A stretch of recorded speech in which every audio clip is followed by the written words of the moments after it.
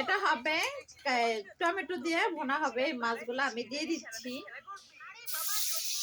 মাছ ভাজা হতে হতে আমি এই টমেটোটা কুটে নিচ্ছি, নয়তো চুলা আবার খালি যাবে।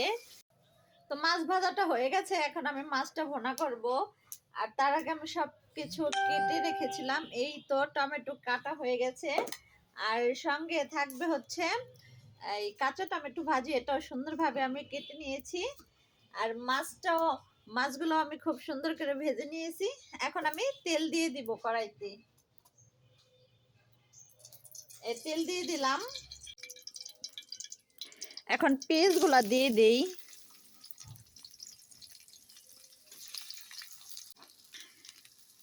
অল্প একটু কাঁচামরিচ। তো পেঁয়াজটা আমি ভালোভাবে নেড়ে নিচ্ছি, ভাজা ভাজা হবে, তারপরে একে একে মশলা দিব।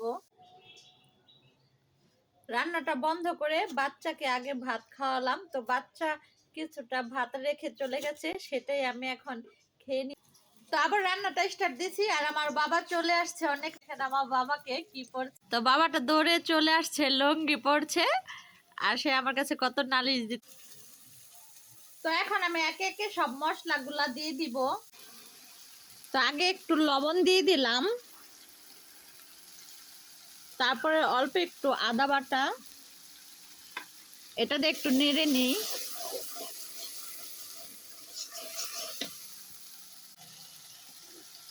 এখন দিয়ে দিব হলুদের গুঁড়া আর হচ্ছে মরিচের গুঁড়া। এখন এটা সুন্দরভাবে কষাবো। এখন কেটে রাখা টমেটো গুলো দিয়ে দিব। এটাকে এখন ভালোভাবে আবার কষাবো।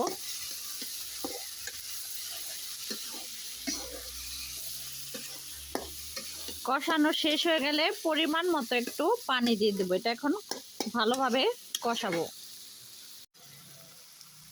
তো টমেটোটা ভালোভাবে কষানো হয়ে গেছে, এখন এখানে আমি মাছগুলা দিয়ে দিব।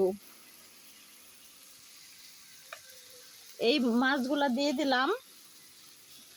এখন পরিমাণ মতো একটু পানি দিয়ে দিব।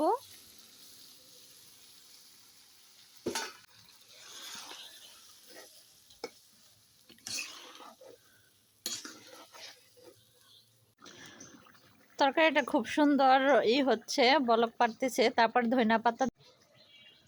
তো আমি একটু লবণটা দেখি, রান্না তো করতেছি, কেমন হলো। গরম,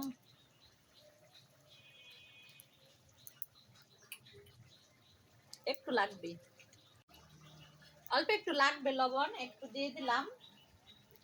আর সাথে দিব এখন ধনিয়া পাতা। তো রান্নাটা হয়ে গেছে, এখন আমি এই সুন্দর ধনিয়া পাতা দিয়ে দিব উপরে।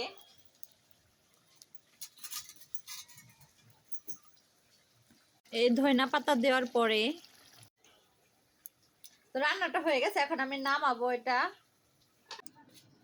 তো এই হচ্ছে আমার টমেটো দিয়ে মাছ ভুনাটা হয়ে গেছে। দেখতে তো খুবই সুন্দর লাগতেছে, খেতে অবশ্য ভালোই লাগবে।